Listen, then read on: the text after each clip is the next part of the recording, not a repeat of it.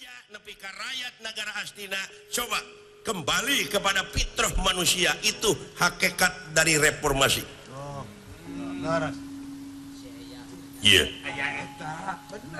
Gitu numutkeun gempungan tadi. Jadi dibelaan ku sararea. Iya. Nah, panustrungan putusan raja sudah ketok palu, malahan menyimpulkan ini sudah menjadi undang-undang raja. Gesah. Sudah jadi keprak. Keprak teh keputusan raja. Keprak. Laras paman kumaha? Nah, Kepres. raja itu mimpi. Raja Astina ngimpena sang Nalendra teh bisa negara bakal kembali ke semula, bakal damai dan sejahtera. Tapi syaratnya di alun-alun negara Astina itu kudu ngaruang utek Semar Badranaya.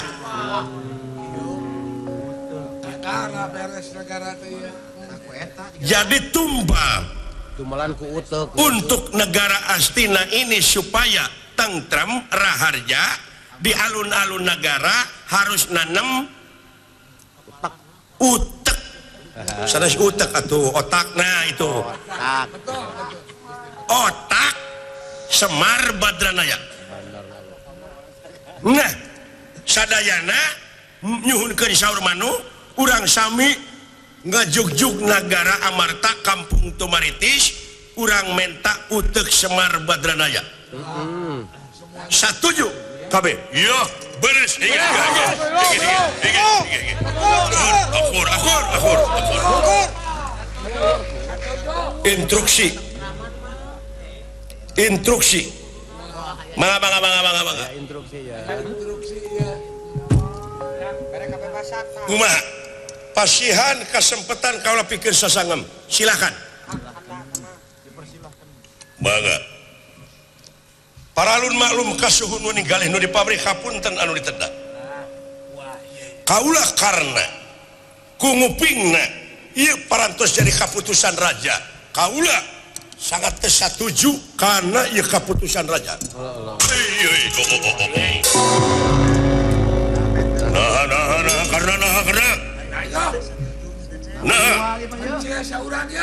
Nah, anger.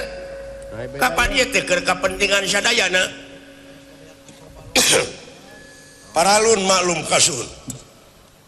Ieu laras parantos jadi keputusan raja. Upami ieu parantos jadi keputusan raja, malahan parantos disatujuan ku para dewan. Parantos dewana meureun meunang panyogok.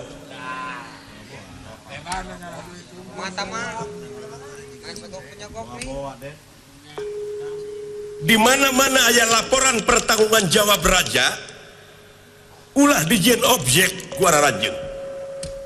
Ulah dijieun kasempatan. Ulu. Ulah dijieun kasempatan. Nah, hanger margi ieu teh bakal ngarugikeun salah sawios. Tugeuni eta mangaemut. Ieu keputusan raja. Tiasa teh keputusan raja digugu ku sadayana.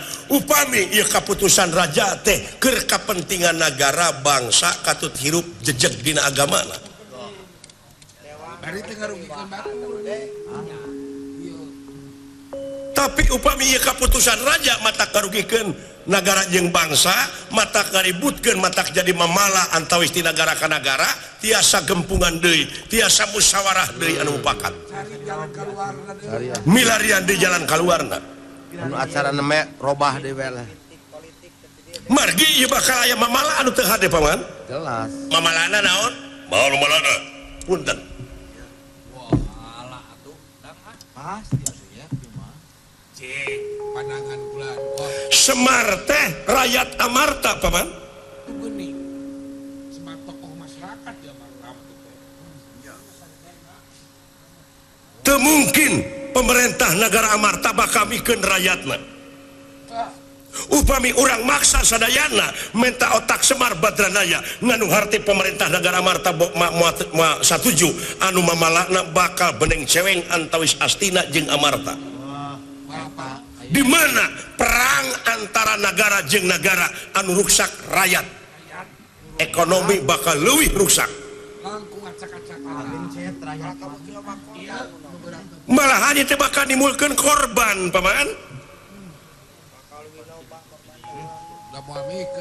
Upami kejadian perang ti negara ka negara tingali negara-negara anu sejen anu korban anu leutik anu teu bais teu meulem eta anu ruksak mah eta kudu diwayagah teh eta encan upami perang negara Astina bakal koalisi jeung raja-raja nu sanesna. Amarta pun kitu deui yakin bakal jutaan jelema anu bakal jadi korban tina pasoalan ieu otak Semar.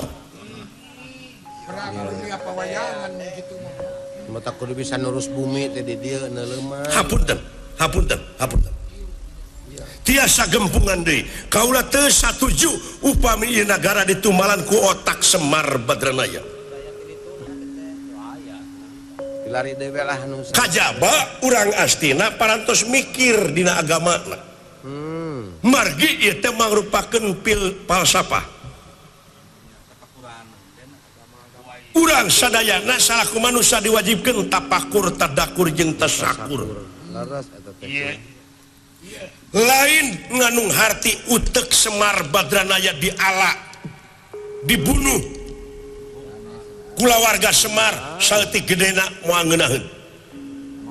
Wargana Tapi ieu teh urang Astina sadayana upami nagara Astina palai panggih jeung katengtreman ieu nagara coba pola pikir cara Semar pake tah eta pola utek Semar tah eta pola pikirna paman. pola pikir Semar teh sempengangken-ngangken mar menyemarakan datna alam nyaksi kana hade jeung goreng alam. geuning Disaji, dimaki, dihina, dipitnah, osok manehna ngalawan. Tapi manehna mah sok nemongkeun lalawananana. Lamun batur ngewa teh manehna mah nyaah ka batur. nyaah deudeuh asih di mun di ngewaan teh kalah di asih Sobar, tawakal, iman, takwa. Itu Semar. welasan asihan deudeuhan teh dianggo Welasanya ahan dedehan asihan silih asah silih asih silih asuh pada melano Semar teh Semar tara mabok, Semar tara judi, tara ngomongkeun batur. Jadi Semar masuk nemongkeun jati dirina. iya Numawi sadayana anu linggih di dieu ulah waka sukasiri muncan pangih jeung jati diri. eta